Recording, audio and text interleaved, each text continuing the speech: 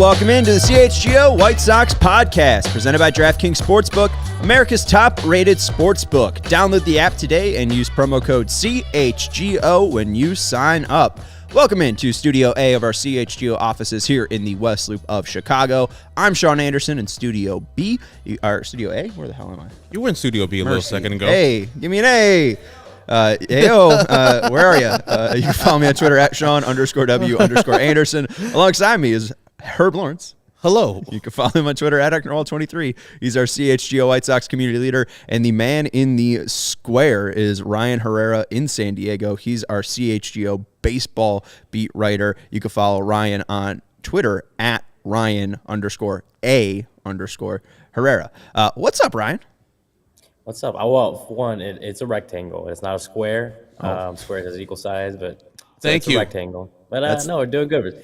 The last one in San Diego, I have to be. There's no one else here. It's me. We got our PHNX Diamondbacks friends in town, but for the most part, I'm the only one here. Sean has a pretty empty media room now.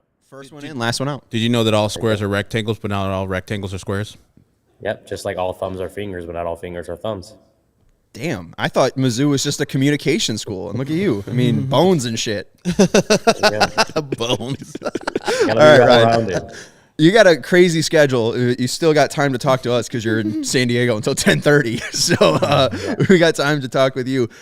Now you've been over on the White Sox. Well, actually, no. Let's start in the whole beginning. Is it your first winter meetings? It is my first winter meetings. Yes. How was the experience? Hectic, considering not only was I doing Cubs, is my what I get paid to do, but Vinny not being here, wanted to help out the Sox beat a little bit. But there's a lot going on.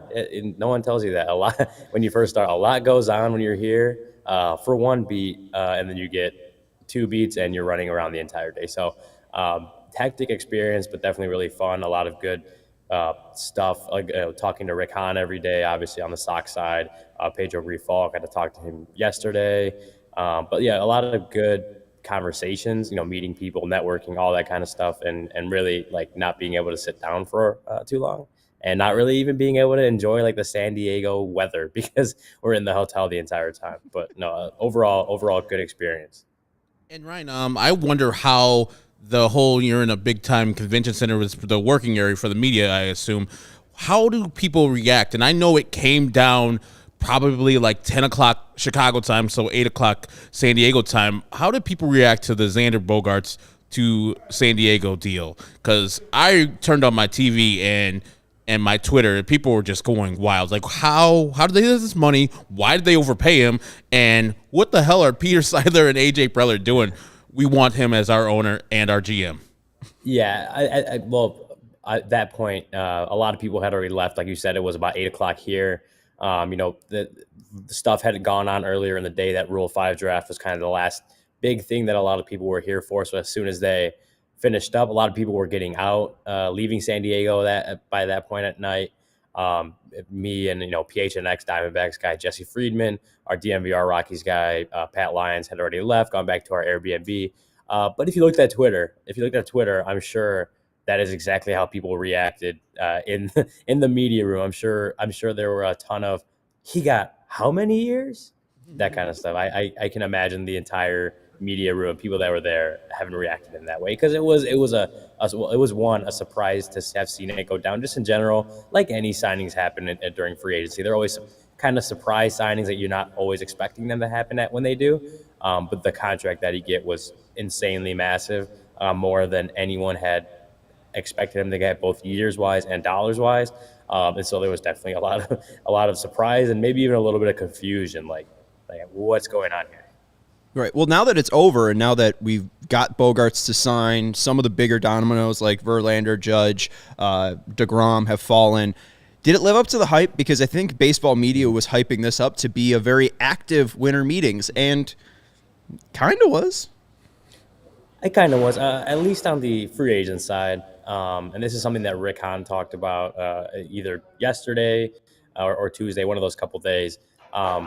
Basically that when he has kind of said it himself, that the Sox are going to be focused more on the trade market than the free agent market. So when you're in that kind of holding pattern, not that he's not having conversations, but a lot of things are dictated by the free agent market. So when he's waiting, they're waiting on free agents to start dropping. You can't do a whole lot on the trade side. But to your point, the free agent market heated up insanely fast. I think Justin Verlander may have been one of the first news hit, one of the first people to sign, one of the first dominoes to fall. You had Jacob deGrom go earlier, over the weekend, but then Trey Turner on Monday, Bogarts yesterday. You had all these dominoes falling that really made it hectic around here. People running around, people, taking calls as quickly as possible, calling people, confirming things. It really was pretty hectic. And I think that's what you get at the winter meetings when you have front offices. They're not on the phone or on Zoom or anything. They are in the same place together, being able to have these conversations. I mean, you guys know how much different, just doing a podcast in studio together is versus doing it remotely. The conversations are much more efficient, and the conversations are, it's just so much easier to communicate that way. So that's why these winter meetings, when they're all under one roof, that's why things happen in a hurry. Like that Xander Bogaerts one, that all day there wasn't really a whole lot of talk about what. I mean, there was a lot of talk, but it wasn't that the Padres were this close to getting Xander Bogaerts. It was just kind of, these are all the teams that are in there. And then all of a sudden the Padres gave Xander Bogaerts an offer you couldn't refuse. And that's how quickly things can happen. And to go off your point right there, I was going to ask you, why do we still have the winter meetings if, Rick Hahn and the folks are not going to do anything in person? And you were just intimating that, the face-to-face communication is much better than the on the phone / text communication now that they're pretty much gone home. I feel that Rick Hahn missed the opportunity because this, face-to-face conversation is much more powerful than just, setting it up at the GM meetings, coming to the winter meetings, not doing anything, and then going away, and then maybe doing a deal. What was the point of Rick Hahn being there? Just to pick up the Avila guy? Because otherwise, him and you had the same job pretty much. You guys just chilled in San Diego convention centers. No, you take this with how you want to. I know Sox fans are you look at the tweet that got posted from the quote that got posted from the White Sox account yesterday. That one got ratioed because of what Rick Hahn said. And you think about that, but he also said, being here again to the points we kind of both just made, that being able to communicate in person and have those conversations in person does help. The White Sox obviously didn't make a move over this week, but Rick Hahn talked about that. He feels the conversations they had laid good groundwork for for being able to have those deals, being able to make those deals in the coming weeks. And if that, you take that with a grain of salt, if you'd like, you could take that for gospel if you'd like. But that, that's the way what he said to us, that's the way he feels about the conversations he had. So he does feel like they're productive conversations. Didn't lead to anything this week, any moves happening this week. But, if you guys trust Rick Hahn, he feels that he laid some groundwork to having deals made in the next couple weeks. Yeah, I trusted in Rick Hahn in 2019, but he's lost all that trust very, very fast. But that's one thing that he talked about, is that regardless of what they do, the moves that have to be made, it all comes down to what happens on the field. And he talked about how the White Sox have to earn back the fans' trust, and how that's not going to be an easy thing. Like they, this past season was one of the most disappointing seasons in just Chicago sports in a very long time. Because of the expectations they had going in, and then how badly things faltered throughout the season. So he's aware that, Sox fans are frustrated and Sox fans are angry. And he admitted, he's like, we have to earn back their trust. And that's not an easy thing to do. So that's to your point. It's like Sox fans want, pessimistic wise, or they look at Rick Hahn pessimistically right now because of the way the last couple of seasons have gone. And it's kind of up to him to change that narrative and earn the trust back. And just not even just him, but the whole team in general. Like they have to change that narrative of what happened this past season. With all these deals being made at the winter meetings, I would think that, the owner who got a charity award yesterday, well-deserved, and Rick Hahn would see, man, there's some haves and there's some have-nots. Those haves are pulling away from the people who are the have-nots, and I would hope that they would see that. Like, we have a stat, and there was a tweet earlier today that pretty much says that, to be a World Series winner, you got to be in top 10 in payroll. White Sox were there last year. did not make it. It's very disappointing. I just don't know how they're going to make it up to the fans by being inactive or getting the same second-class free agents as they do all the time. So I'm just venting stuff. There's no questions here because there was no activity for the great White Sox, but it's just frustrating to see all these teams out here, the also-rans, and then people in my comments saying, well, the Rangers are going to finish anywhere. No, the Padres are going to finish anywhere. I would love for the White Sox to not finish anywhere and try to not finish anywhere. Well, Ryan, I think you have the interesting job of covering both baseball teams, and I think both fans are frustrated. I just talked to Cody, and you know Cody to be frustrated at most of the times to talk to him. But he's obviously frustrated right now, even though his team just spent way more money than my team spent, right? I mean, his team spent, you know, $17.5 million. We've spent 12 on one guy, and they also made a big commitment to Italian. My main question, though, is covering Rick and Jed. Did they have the same schedule? Were they both speaking each and every day, or did Rick speak each and every day, or was Jed just 1 or 2 days? They spoke every day. You know, they had I guess Rick spoke all 3 days. Jed, Carter Hawkins, Cubs GM, had took one of those days from Jed, but they always had someone in the front office talking every day, obviously answering questions and what, you know, and you mentioned how, like, you know, Cody is frustrated and Cubs fans are frustrated because they had that one night where Cody Bellinger, you know, that deal broke and the Jameson Taillon deal broke, but then nothing else happened, and it's like those moves themselves don't move the needle for a team like the Cubs.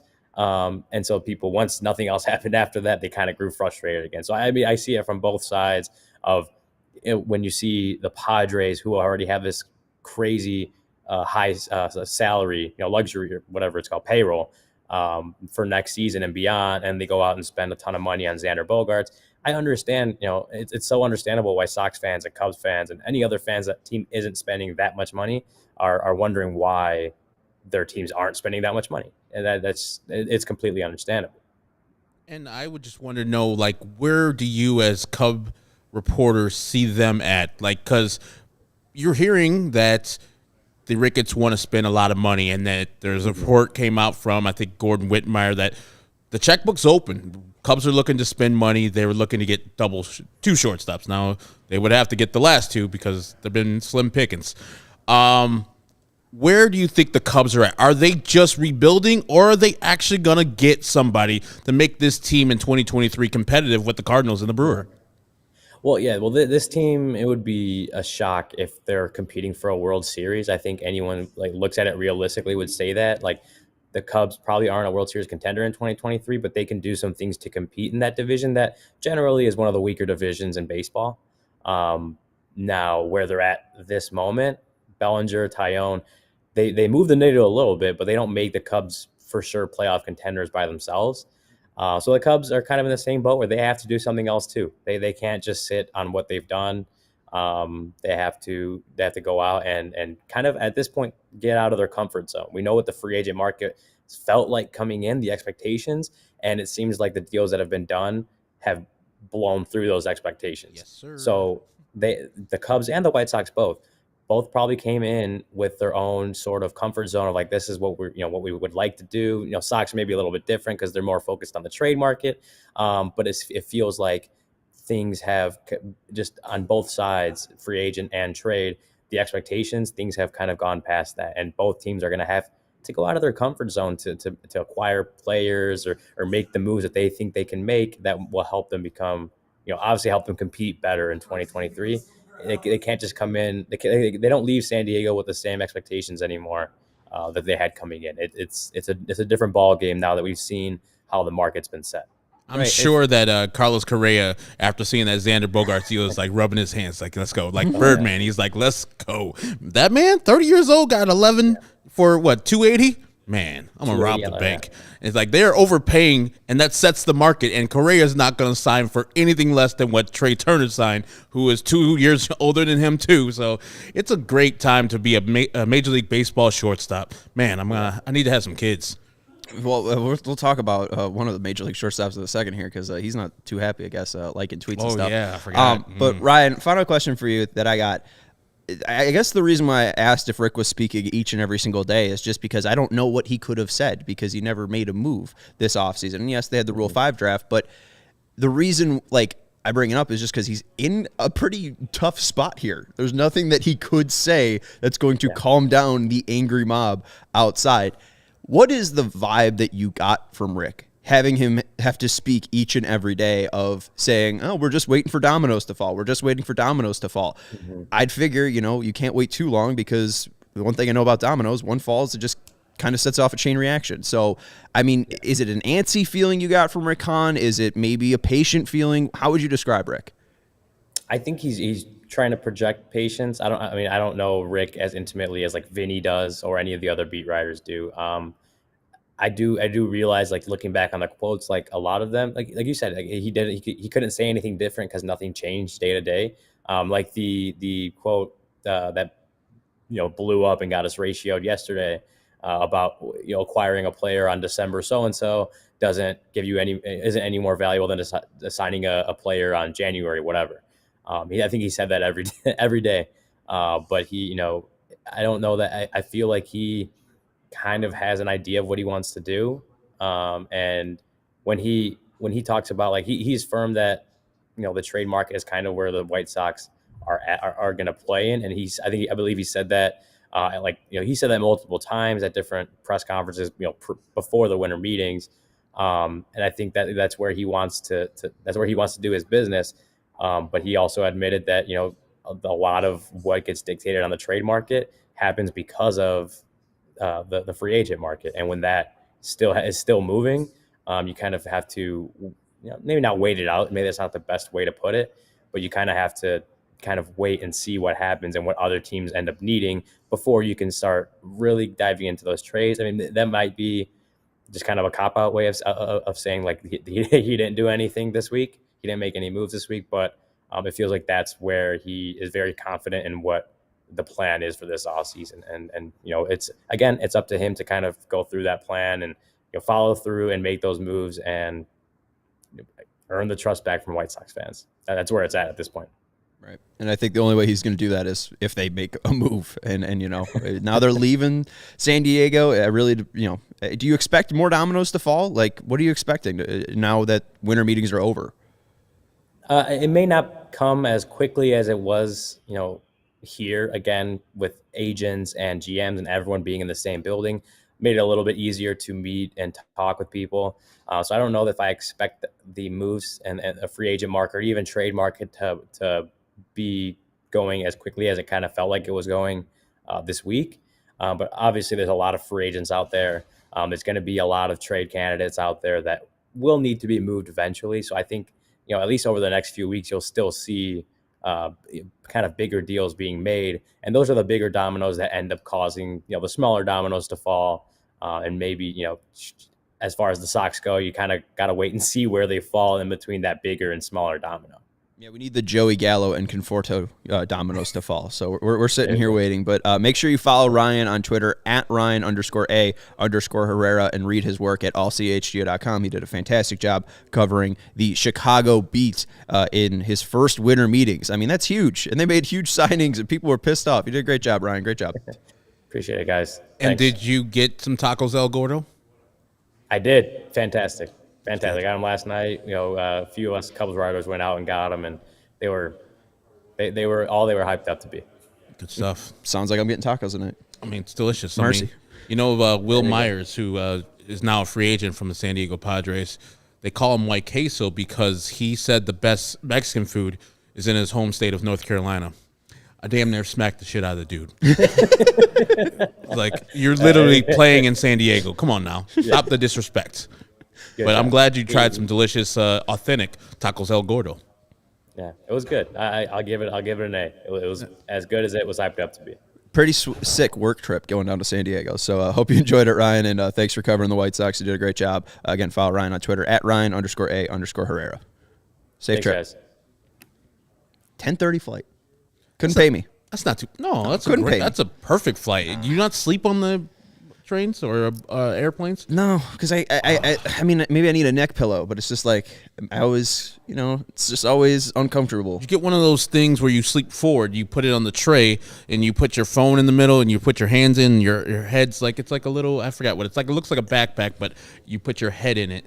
I don't know what it's called. I'm not going to do that, but I sleep well in planes. That's going to hurt my back though. And is a tray table going to support my ass? Oh yeah, I don't know. Oh yeah. The one thing though that is just absolute BS on a plane is when you got about like 45 minutes left on the plane and the pilot comes over and he's like, all right, we're getting ready to make our descent into Chicago. And it's like, okay, cool. And I'm getting all ready, getting all prepped. Like, oh shit, we're getting off the plane. It takes like an hour 15. Like nothing's worse than being antsy on a plane because you can't go anywhere. And it feels a little bit like the White Sox. Like there's nothing you can do. You're on a plane, buddy. You're not going to get up and start piloting it. It's not going to go faster. It's a plane. It's the fastest moving thing right now, right? You just got to sit and enjoy the ride. And I know I made fun of that. My name's being bitter for a reason, and I understand people being pissed off and bitter. Absolutely. But man, I mean, just like talking to Ryan, like we have no control. We have no idea what's going to happen. I wasn't expecting the Padres to shell out $280 for Xander Bogaerts, and here they are. What you do is the worst part about the plane is when we land, they take off their seatbelts and they stand up or they clap. It's supposed to land, guys. Sit your ass down, row 35. Clap for Sully Sullinger. That man landed on a river. But like man landed on a tarmac, that's the job. If you've seen the movie Friends with Benefits, Justin Timberlake's character said pretty much planes land themselves nowadays. So Sully Sullinger's not really a big time hero. Hey, got a lot of crap in that movie. I've never seen it because it was exactly like that other movie that was like Friends with Benefits, but with no Ashton strings Kutcher. attached. Yeah, there you go. Yeah. They both had who was it? Mila Kunis in one of them, and Mila Kunis in the other one. No, Mila Kunis in one, Natalie Portman in the other one, Ashton Kutcher, Justin Timberlake. That's why. And then they had Black Swan together. So yes. And then it all just becomes blurry. Full circle. Yeah, there you go. All right, Chicago, you've already got the best coverage for Black Swan, so get fitted in the best sports gear. Oh, sorry, that says best sports coverage. So get fitted in the best sports gear around. Foco's got you covered from Soldier Field to the living room, north or south side, with hoodies, slippers, signs, bobbleheads, and everything in between. Get decked out like tomorrow with apparel from the leaders in sports merch and collectibles. Foco, looking for the perfect gift for the football fan in your life. Foco's got you covered with hoodies to fight that Lake Michigan breeze. So check out foco.com or click the link in the description below. For all non-presale items, use the promo code CHGO for 10% off. Again, foco.com, that's FOCO, or click the link in the description below. And for all non-presale items, use the promo code CHGO for 10% off. And our next partner is Game Time. Game Time is the hottest new ticketing site that makes it easier than ever to score the best deals on tickets to sports, concerts, and shows. If you ever dreamed of sitting in a seat you never thought you could, maybe at the 50-yard line, courtside in an NBA game, behind home plate, pretty cold, floor seats at a concert, it is possible with the Game Time app. The biggest last-minute price drops can be found on the seats you never thought you could buy. You won't find a better deal this season on Bulls or Blackhawks tickets. And Game Time was created by the fans for the fans, and they guarantee the lowest price. So if you love CHGO, then you'll love Game Time. The best way to support us is by buying your tickets through the link in the description, and you can join over 15 million people who have downloaded the Game Time app and score the best deals to all your favorite events. They have very, very fast customer support as well. Herb was able to find a better deal for himself and get his money back in under 12 minutes. So if you are looking for the best deal on sports, Game Time is the hottest new app out there. Download the app today. Let's move into the upset shortstop. So, and shout out to Sean Jankowski, who downloaded the Game Time app in Iowa, and it's coming handy. There you go. You buy it if he's trying to go to see the Cy-Hawk battle. Yeah, he could go and Iowa State. Right now. Oof, man, +3 for the Cyclones. I like it. That's what Cody likes too. That's weird. Traveling back from New York, all that good stuff. Yeah, I would just go to that game. Sean, I think, lives close enough. And that's a big-time battle every year with football and for basketball, probably for wrestling too, because they love wrestling out there. But we appreciate that, Sean Jankowski. Well, and I went to the UC for March Madness, I think 2019. It was pre-pandemic, and it was Syracuse, Iowa State.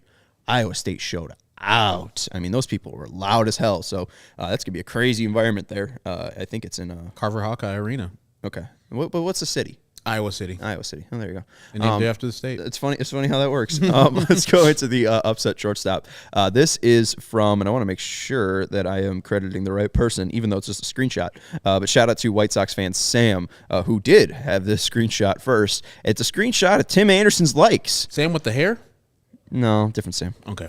This Sam is a contributor to Diamond Digest, and is sadly a supporter of the White Sox. Aren't we all? This is a screenshot of Tim Anderson's likes on Twitter.com. Last time he liked something, November 28th, 2022.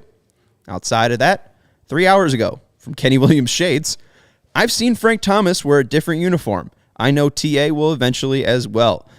I don't know if I need to be upset about this. He's not going to be off the White Sox in the next 2 years, but is TA, now seeing all this money Xander Bogaerts is getting and Carlos Correa getting, he's thinking elsewhere because he knows this team might not give him that money. Oh, he knows that's not going to happen, but he's the one who signed the extension. That is the benefit of it, and there's also a curse to it. Like, you're going to sign, you're going to have the security, but then you're going to see your contemporaries who some you might think are not better than you get broke off with some generational wealth. And so I don't know if he's mad because of other people getting money. I hope he wouldn't be. Just celebrate those people. Enjoy those people getting their money. I think he'd be more mad that his team's not doing enough to compete with those teams that are giving out these contracts. He can see that this team is on the precipice of being great, or was on the precipice of being great. They took 2 steps back with the hiring and then the subsequent years of 2021 and 2022 of the White Sox, and he's like, where are we going? I'm only here 2 more years. What the hell is going on? Why are we not getting help? Mike Clemenger's good, but it's not enough. I'm sure he's just frustrated by all the inactivity that's going on, just like any White Sox fan is. Like I told you, he's White Sox. He bleeds White Sox, and he probably wants his team to be the best it can be. When Pito leaves, he's like, what are we doing? That man's been here since I've been here. He's a leader, and why are we letting him go? I'm sure he's just like, man, what are we doing as an organization, and why am I not on a different organization if they're not going to be trying to be competing out here? That's what I would be if I was Tim. I'm sure he's not a hater of other people's money. Hopefully he's not. I don't think he's being a hater. I just think that he sees what everyone else sees. I mean, he knows that Yasmani Grandal is the highest paid player in that locker room. He can't be. I mean, he's a professional, and you got to know that stuff. Like, I mean, if you're going into stuff, I mean, you got to be able to understand your worth. And I think Tim Anderson understands his worth. I think Tim Anderson can drive around Chicago and see his billboards everywhere and see that he is the face of the Chicago White Sox. And the White Sox, if he is the face of the White Sox, like, would he think that they are going to make him an offer? Frank Thomas left. Paul Konerko didn't, but Paul Konerko wasn't that expensive because he's a first baseman, right? Mm-hmm. Outside of that, I mean, who really in the free agent era, like, is a face of the White Sox that stayed? Mark Burley is gone. Chris Sale gone. I'm not going to say Jose Quintana, but he's gone. Harold Baines. He was not free agent era, but he was gone too, yeah. I mean, they traded him. I'm just saying, like, we don't keep a lot of people for life. But keep Leary Garcia for life, even though he's a Ranger first. He can see the writing on the wall with Colson Montgomery breathing down his neck. So why would they pay him top dollar?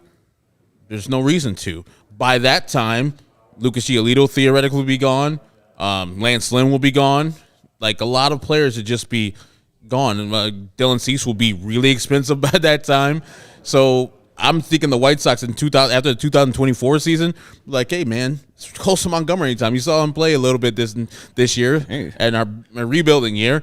And so, TA, go ahead and get whatever money you can get on the free agent market. And Colson, come on down. I see. I mean, you see Ahmed Rosario. You're ready to replace Ahmed Rosario for Tim Anderson. So I mean, hey, I didn't say replace him. I said Ahmed if Colson Rosario. Montgomery keeps hitting, I mean, boy, we got a cheap shortstop. I said Ahmed Rosario was a better player in 2022 than Tim Anderson. Okay, but you picked him. You said you picked him for 2023. Yeah, because I know he's going to play. Unless Tim Anderson's pissed off, though. Hey, be pissed and be great. Jaxo with like the super chat. Are. Hey, Steven. I hope we sign a catcher next offseason since Grandal is in the last year of his contract. Also wish that we had the Phillies front office. It's really the Phillies owner. That Phillies owner saw Steve Cohen spending a ton of money. He said, hey, I have a ton of money. I could spend a ton of money too. Looking at the catcher market, pretty thin. Tom Murphy, make you excited? Nope. Victor Caratini? Nope. Mitch Garver? But Victor Caratini might be perfect. Why? Because he's bad? Nope. Cheap? Former Cub. Oh, there you go. We always pick up former Cub. Jan Gomes, former Cub. Former Cub catcher. So, Martin Maldonado, former Cub. Former Cub. I don't know if Miguel Pena was, but there you go. Yeah, I don't really see that happening. I don't know if they're going to be. That's why I thought Rule 5 draft. I thought they might have taken Blake Sable, who is like a outfielder / catcher, but the Pirates stopped playing him at catcher, and now it seems like they're listing him as an outfielder. So I don't know what they're going to do at catcher. I mean, I just think they might abandon it and just say, hey, Sebi Zavala, Carlos Perez, come on down. With AJ's comment right there, not super interested in reading too much into it.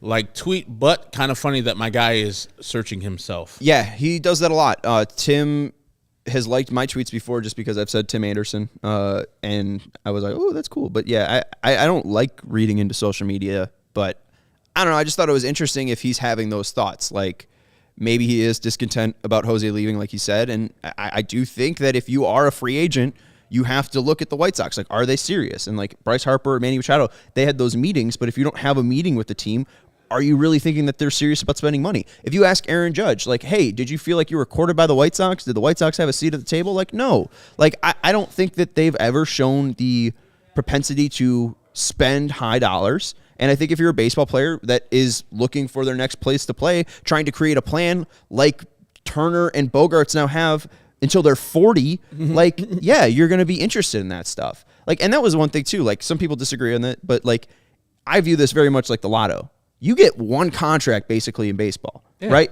Yeah. You got to make it last and you got to make it big. So of course they're going to take 11 years over $6 million at 185 or something like that. If you ask Jacob deGrom, would you rather have an $11 million contract or a higher AAV at 5? Like, he's absolutely taking 11 years. Like, that security is huge.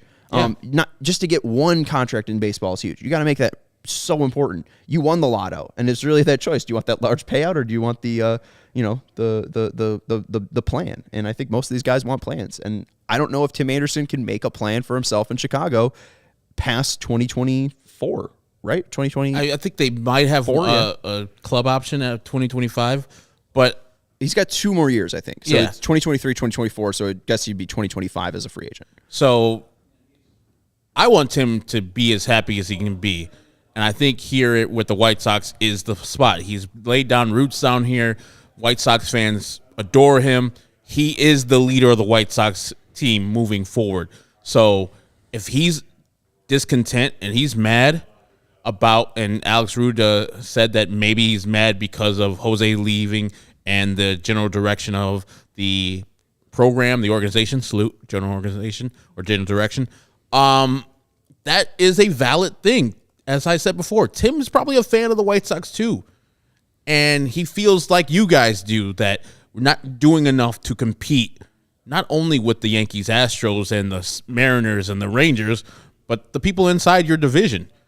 The Guardians, while only getting Josh Bell, got better this week, while the White Sox didn't. They stayed stagnant. The Twins stayed stagnant, same to the Tigers and the Royal. Are we not going to move? Are we not going to try to be better? I know the White Sox probably by the end of this month will have a flurry of things that'll make the team a little bit better, but when we're promised activity, not by the White Sox specifically, but this is going to be the most busy winter meetings in a while. It's action-packed. And we did get some action-packed, but it seems like the White Sox are just like, they said it in the first day. Letting the dust settle on the free agency. Then we'll do our thing. And that kind of like temperament that Rick had, and you like texted me, he's like, what do you feel about this? I feel like Rick being so calm is a good thing. We're pissed right now, but I think that, Rick, you can't be that damn calm and not have a plan for the future or not have some things lined up already that will make these fans a little bit more happy. The quotes that he has put out here this week, tell me that he might have something cooking. It might not be grand or huge, but making this team in 2023 slightly better than they were in 2022. Well, can you go up, Steven, back to the super chat? We'll get to Jack Show in just a second, but Greg Miller saying it's okay, Sean. They took a reliever in the Rule 5 draft. I thought that was my thought last night ended up being, is it setting up another trade? Just because I think Josh Nelson put it out, like the projected bullpen, and it left off Jose Ruiz and Jimmy Lambert. No offense to Josh, but like, I don't want Jake Diekman in the fucking bullpen, right? Like, I would love for them to buy his contract out, right? That'd be great.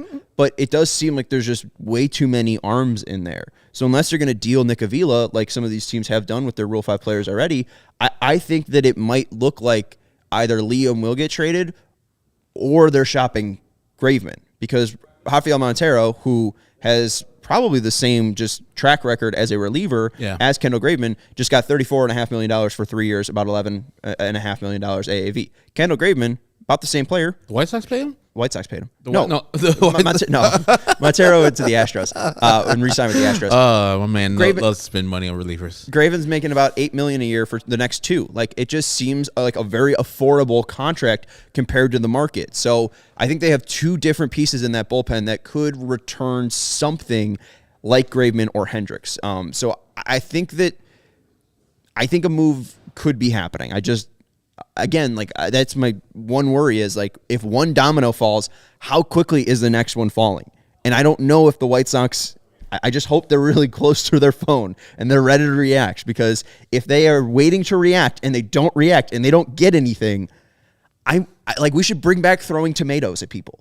Like, I understand it's a waste of food. I understand it's a waste of a beautiful, beautiful fruit, but no, like, that's a bit for a reason. If Rick Hahn got pelted with a bunch of tomatoes for not signing a free agent, I think it'd be funny, you know? I mean, you should do it for charity. Clothes. Yeah, do it for charity. You should do it for charity. Since you're not having Sox Fest, hey, we didn't get anybody in this offseason. Yeah. Throw tomatoes at us. Let's do it.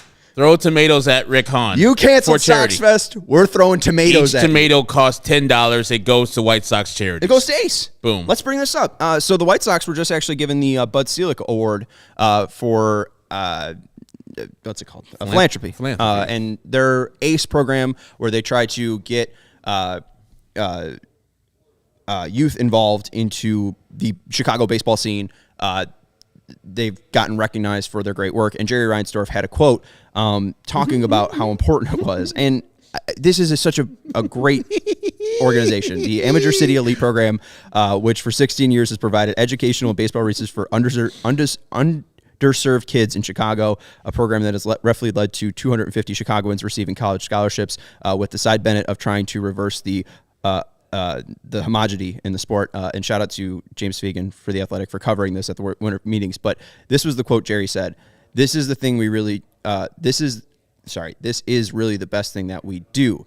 There's 250 kids who went to college that probably would have not gone to college. It's great, but it's one of many programs. Really, I'm sincere when I say it's the best thing you can do when you own a sports franchise, is to do the things in the community. It's so much important than winning baseball games, which is good because we don't win that many. So I get it. You're speaking in front of people. You're trying to be funny. Yuck it up. And I understand the sentiment there. What he has done over the past 16 years, this program is great. Congratulations. But when you have a ton of money, we know that you could also get tax write-offs for doing a lot of philanthropy. So I'm not really that impressed that a baseball owner is doing a good job. A man who has a ton of money, owning both the White Sox and the Bulls, is doing a great job as a philanthropist, in the philanthropy world, because he has a ton of money to give to the world. Right? That's great. Go ahead. They don't have to be hand in hand. Mm-hmm. You can be a good baseball team and be a good philanthropist. So I don't get it. I mean, it's, if you want to be upset about the Project Birmingham thing, I got questions for you. If you want to be upset about that comment, I have no questions for you. Be upset about that. I have strong things about philanthropy.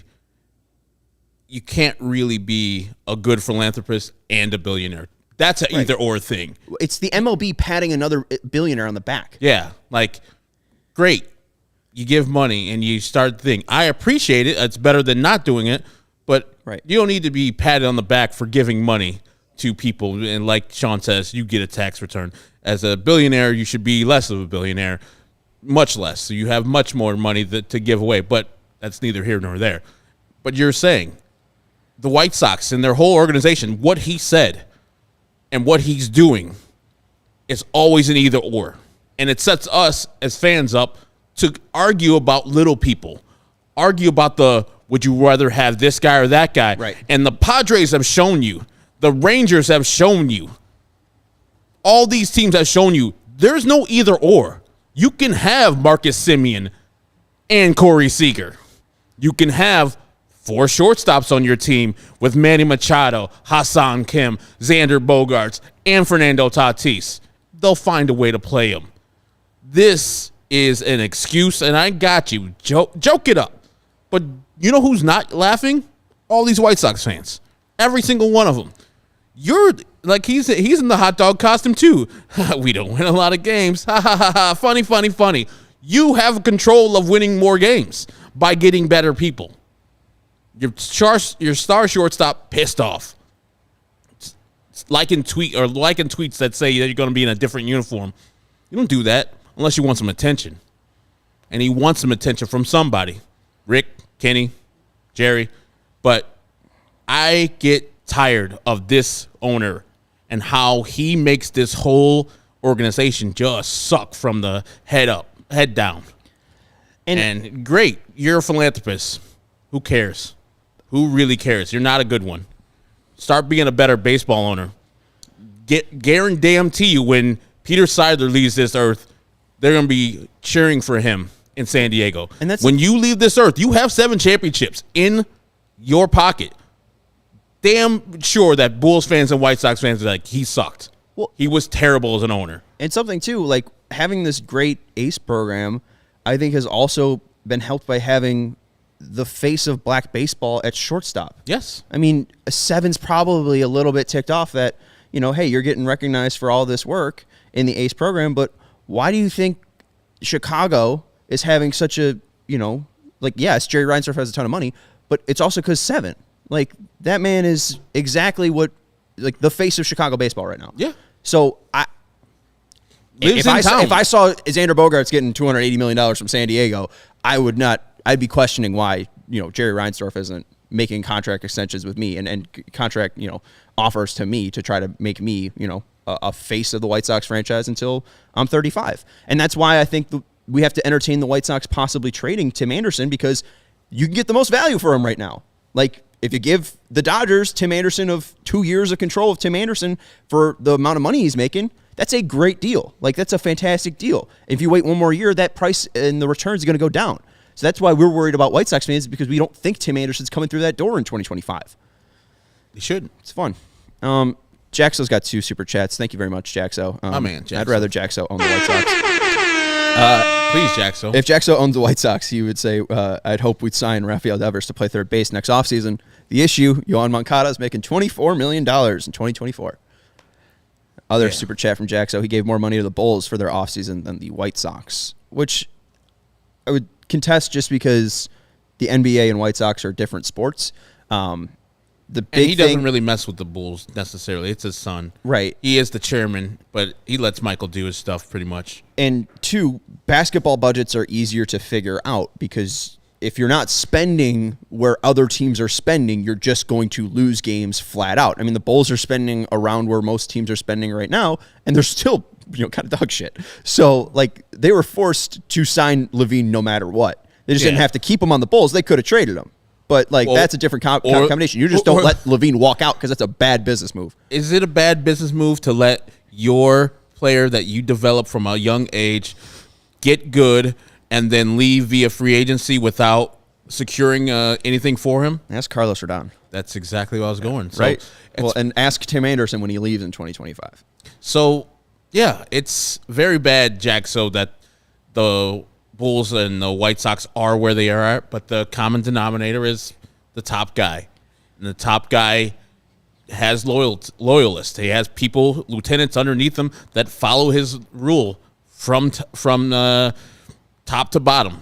There's no going against Jerry Reinsdorf. I've never really heard anybody in front office or who's been released say, "Man, that Jerry Reinsdorf ain't shit." Well, the only thing that we've heard is David Sampson, his quote "I was 32 years old in baseball for my first of 18 years." Sampson recalled, and the quote continues, and Reinsdorf said, "You know what? Here's my best advice to you. Finish in second place every single year, because your fans will say, wow, we've got a shot. We're in it. But there's always that carrot left. There's always one more step to take."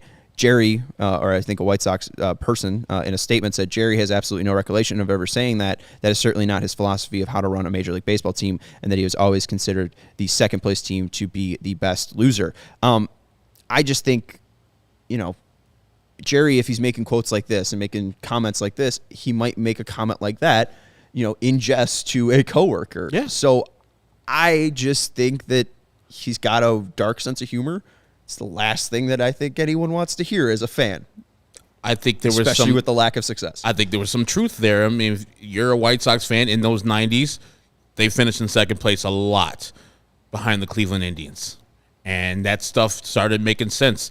Then after they won in 2000, a lot of second place finishes up until they got there in 2005. Third place finish in 2006, people like, oh, man, we're going for it. It makes sense. It definitely does make sense, that quote that he made. And even though David Sampson, you take his word with a grain of salt, he's not lying. Like, the results of the White Sox kind of play into what David Sampson said that Jerry Reinsdorf said to him. I don't put it past Jerry Reinsdorf. It's a smart business move to act like you're going for it, and then we just finished in second place, because he knows going for it and finishing in first place takes something. It will take extra money. It'll take extra resources that he doesn't want to allocate to his team. He could just have the team go out there and be 81-81 in second place. Yay! Well, and Sampson did back in October also walk the quote back. He said he missed part of the quote where he finished the quote by saying Jerry Reinsdorf runs the team just like all 29 other owners. So sure. I mean, I would just say that, he's been proven wrong, because Peter Sadler doesn't run his business like that. John Singleton doesn't run his business like that. I think it's John Singleton of the Phillies. And then Steve Cohen. John Singleton's the director from Boys in the Hood. John Middleton, I believe, is his name. John Middleton, my bad. John Singleton's also a first baseman for the Astros. So. And John Singleton's currently not with us. Sky Point, John Singleton. Anyways, let's go into our ad break, and then as Stefan Bardo, thank you for the super chat, says, Gallo update Herb. So we'll get the update from Gallo from Herb. Let's first jump into Shady Rays. What? Nothing. I get it. I'll get it to another side. Okay. Do the Shady Rays. We'll do the Shady Rays. All right. They never understood why they never understood why sunglasses. They're a sunglasses company. They understood why sunglasses were so expensive, so they set out to change it. You don't have to break the bank for quality sunglasses this fall, because our friends at Shady Rays have you covered. Shady Rays are premium polarized shades featuring world-class optical clarity, substantial durability, and styles catered to everyone and every lifestyle. I have loved my Shady Rays since they sent me over the Ventura pair. I look sleek. They're very, very durable. They have not broken yet, and they give me a little holding bag so they don't break, they don't get scratched, and you can clean them too. Yeah, I'm about to say I clean the lenses with those bags. There you go. So it's perfect. So it's a real sweet pair of shades. I love my pair of Shady Rays, and the other part that is great that we don't mention a ton. Ooh, here we go. Look at Chris. Oh, look at these. These are completely different. I don't have these. I think. Oh wow, those are smooth. All right, look at that. Oh. They look like Luis Robert playing center, huh? These are baseball. I mean, they have all types of styles. You know, if you want to be a cool center fielder, if you want to be a cool Cali kid. Yeah, you look a little Macho Man ish with the thing going all the way around. Oh yeah, cream always rises to the top. You're like a South Side Macho Man right there. I know he's from Downers Grove. The cream always rises from the top. Oh, goodness now gracious. We got just shades being tossed to us. But Shady Rays also provides 10 meals to fight hunger in America with every order placed, and have donated over 20 million meals to date. So exclusively for our listeners, Shady Rays is running their deepest deal of the season. Use code CHGO for 50% off. 2 or more pairs at ShadyRays.com. 2 or more pairs. 2 or more pairs. 2 or more pairs. 3, 4. Buy one, get one free. You can get 2 pairs for as low as $54. Redeem only at ShadyRays.com, where you can find all their newest and best shades. Oh yeah. We're gonna get sued. Why? Sound too much like Randy Macho Man Savage. He's dead. He's not with us. He is not with us anymore. I think is he Randy or his brother? Randy? His brother is Lanny. Lanny. Poffo. That's who it is. Lanny Poffo, genius. He was the genius. Also, DraftKings Sportsbook is a genius place to put your money this holiday season. An official sports betting partner of the NFL is my go-to when betting on the NFL this holiday season. Got the Rams and you got the Rams and Raiders tonight. I love the under of 43.5. I think this is going to be a big spot for the Raiders. They're trying to keep their mojo going, extend their win streak to Baker 4. Playing tonight? I don't know if Baker's playing. They said he'll play if John Wolford isn't ready. Okay. He's going to be active. They're either starting an injured guy or a guy that learned the playbook in 2 days. So I think the Raiders defense is going to be just fine. 11 sacks in their last 3 games as well. Seems like Chandler Jones is coming on. Max Crosby is a pretty big edge rusher for them. So Nate Hobbs, Illini. I didn't know that one. There you go. He's a cornerback, 39. IL, probably get a pick. And they brought him up. So bet on Nate Hobbs to get a pick. But also can make a boosted, stepped up same game parlay. Go to the DraftKings Sportsbook app, place the same game parlay, and combine multiple bets. I combined Josh Jacobs to score a touchdown, over 75 yards rushing, and the Raiders to score at least 20 points at plus 150. So again, the more lines and more different props that you add, the bigger the boost and the bigger amount that you can win. So download the DraftKings Sportsbook app now. Use code CHGO and place a $5 bet on any NFL team to win their game and get $150 in free bets if they do. So maybe you want to place a bet on the Raiders tonight, only at DraftKings Sportsbook with code CHGO. Minimum age and eligibility restrictions apply. See show notes for details. All right, Scoops, let's go into what Stephen Bardo dropped the super chat for. Gallo update. What do you have to say about the Gallo stuff?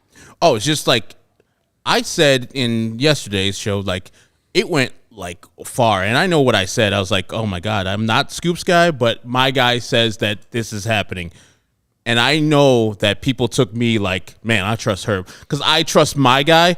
I didn't expect that everybody to trust me. I appreciate it. That was a vote of confidence that I did not expect. But know that I'm not a journalist, and I didn't do the vetting necessary like a regular person would. Go to a second source and say, hey, is this true? A third source, if they want to be really careful. I didn't do that. I just went with my guy who's not led me astray in the 3 things that he said in this offseason that has led up to what White Sox have actually done. Clevenger, Ozzie not getting the job, and one was a Spada telling that he wasn't getting the job initially either. This guy is very confident that it's going to happen. Take it with a grain of salt. He's very, very confident that the Gallo thing is going to happen. So that's the update of the Joey Gallo stuff. There you go, folks. The idea of him signing with the Sox, we can at least entertain because, I mean, that's all we got. I know someone else was like, a little annoying kid on Twitter was like, what's Herb's scoop or something like that. Like he was actually wondering like who your source was, and I was like, I don't know. Like I trust Herb and his discretion, and I understand at least if this guy's been right 3 times before, why you said it. So I mean, will it happen? I don't know. Again, I don't have a lot of faith in this front office right now to say that they'll sign anybody.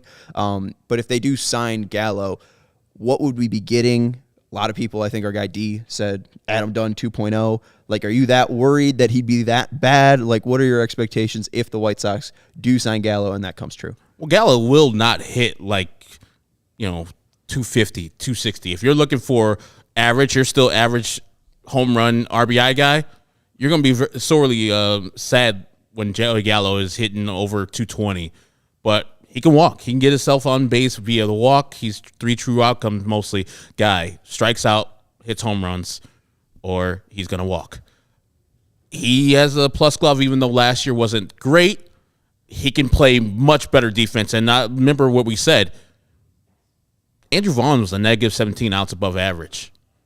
All you need is just be competent. Be a 0 outs above average. And the White Sox become a better team defensively there. I think the guy still has a lot of power in his bat. And I know the Yankees and the Dodgers have given up on him. But the Dodgers don't need him. The Dodgers have a plethora of other people that can play just as well as Joey Gallo. And so there was no reason for them to sign him. But he did hit 8 home runs in his time with the Dodgers, his brief time with them. The power stroke is still there. And if the White Sox can unlock that and get back to 30 home run Joey Gallo, I think the benefit is enormous, especially for what my guy is saying he's going to sign for, which is only $10 million. Yeah, if they do that, I mean, I'd be fine with 1 year, $10 million. Absolutely. I think that he might try to get a multi-year deal, though. And just to further that, he says it is like anybody else with the Bellinger, with the Clevenger deal. It's 1 year, prove it type of, with a club/mutual option for the second. Yeah, I mean, Bellinger's ended up being, 12.5 with a 5.5 buyout. Yeah. So no matter what, I think he's getting 5.5. So that, I mean, we've seen them get, We've seen them have experience with the Pollock deal already, kind of having that player option and then the buyout. So maybe they go down that route. I do think that they're probably open to it, especially after seeing what Carlos Rodon got. And I think that even talking with Scott Boras, what he said about Conforto is that Conforto was looking like he would be a Rodon-like candidate. So I do think that they're going to make a signing for a left fielder. It's going to have to include some sort of option or some sort of buyout, just like Bellinger got. And we were talking about Bellinger yesterday, how his exit velocity is back to 2018 levels. Remember, for Bellinger, for everybody who is a left-hander, I think Joey Gallo got shifted over 90% of the time of his at-bats. So the shift is gone. And if he's hitting the ball as hard as he usually does on the ground, a couple more of those hits will be falling in, and he won't be getting thrown out as much as he did in previous years when the shift was very prevalent. Yeah, I guess my biggest concern about Gallo would just be his athletic prowess. Like, I do think that the shift might help. I do want to pull up something from Jason Stark, who recently wrote about the rule changes and what players might benefit the most. I don't think he wrote about Gallo, but like most shifted players were Carlos Santana, Nico Goodrum, Alex Dickerson, all above 97%. But I guess the thing that you need is left-handed hitters with lowest average on pulled ground balls into the shift. Gallo isn't there. Seager, Odor, Rizzo, Naylor, Choi, all under buck 080. So I don't know if it's going to help him that much just because he's more of a line drive kind of fly ball hitter. But as AJ just said, we'll see. Yeah, I just that's the thing that I think makes me more excited. Like if he is the athlete that he was in 2019 or 2018, I think 2019 is a tough year to judge him, but he still hit 40 home runs in 18 and 19. The exit velocity has gone down steadily from 2020 to 2022, and his sprint speed has gone down.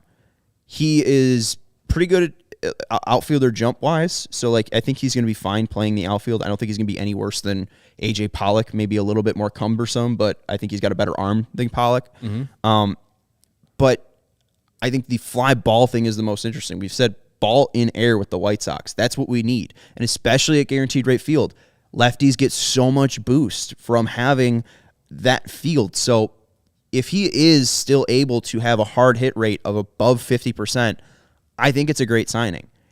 I just wonder if his athletic prowess is going down because the hard hit percentage has gone down, the expected slugging has gone down, and I don't know if this is mainly because of the baseball, but it would be pretty shocking just to see it kind of fall off because percentile ranking, he isn't still 99th percentile, 100 percentile in max exit velocity and exit velocity. It's down to about like 89% for max exit velocity and 63% tile for the average exit velocity. So I just 46 percentile. Okay. But it was above, like in 2019, it was around like 57 or something. Mm-hmm. So like I just wonder, like, are the knees a little bit more shakier than they used to? Like, is he as strong as he used to be? Like, has his body broken down? And this is a guy that if you did give him an Adam Dunn contract of 4 years, would by year 3 and 4 he be that bad because he just doesn't have that athletic ability to really punish the ball anymore?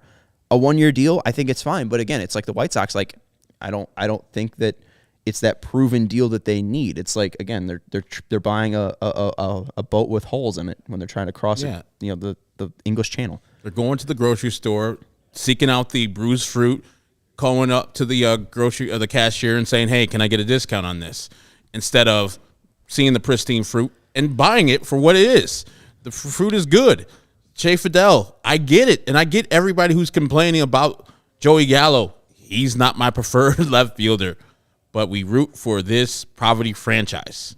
So we have to get in the reality of the White Sox are not going to be fixing their team like they should. They're going to be fixing their team like they want to. And so this is what we're living in. And yes, Joey Gallo's not a perfect player, but it's another, hey, this guy on our team might go to his old numbers like the Cubs are banking on Cody Bellinger doing.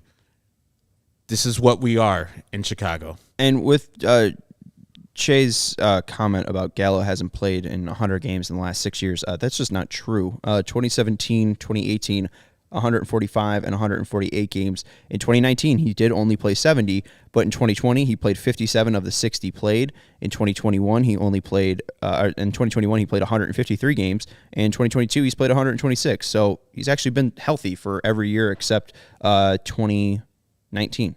So, I mean, that's really the one concern that I don't have with him is I think he would be healthy. I just don't know if he's still athletic like he used to be. Look at AJ making up nicknames. I think Gallo is a good Band-Aid while we figure out what Coca-Cola's has. Are we going to just call him Coca-Cola's or are we going to call him Pop? Oh, yeah. I like that. Just call him Oscar Pop Colas. I like that. Just Pop, no Colas, just Oscar Pop. But, like, wouldn't that be the nickname? Like, it's like... Like Pop Sturgill. Pop's Sturgill. Yeah, but like I was just thinking of like the abbreviation. Oh, okay, like, yeah. Anyways, I do like Coca-Cola though. Gavin Sheets is going to be on this roster though. So, is he? I think Gavin Sheets is probably. I mean, he's not valuable enough himself. to trade, but I could see him being part of a bigger package. I don't think so. Like, hey, you are trading this player, that player, sweetening it up with a major league player that's Gavin Sheets, especially if you get power hitting left-hander and Joey Gallo, Conforto type of guy. Where is Gavin Sheets' worth on this team?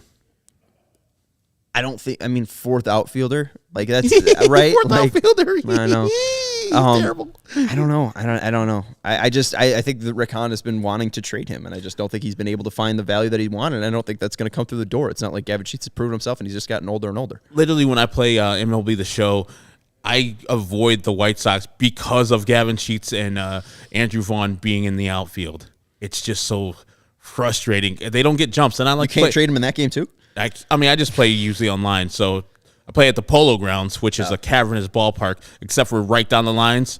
And if you hit a ball like slightly to Gavin Sheets' right in right field, that's a home run. That's a grand slam. He's tripping over himself yeah. and doing that whole like stumble they do. Yeah, it's not happening. You got to hit it right to him in right field, which is about 250 feet away from home plate. You got to play the Guardians when you're doing Polo Grounds. One final super chat from your guy Jaxo. I think the Sox will sign Adam Frazier for second base. Finally, I get him. Yeah, hey, mercy. Yeah, hey, we spend money at second base for some reason. And a guy who can't hit the ball hard. Like I said, I would rather just go with the four guys the White Sox have on the roster already than signing Adam Frazier. I'll be honest. I saw Rougned Odor's name floated by the Brewers. I would rather have Odor than Adam Frazier. Just because he can impact the ball harder. Okay. And that's it. Adam Frazier's gonna. I don't need his little bloop singles. I'm all right.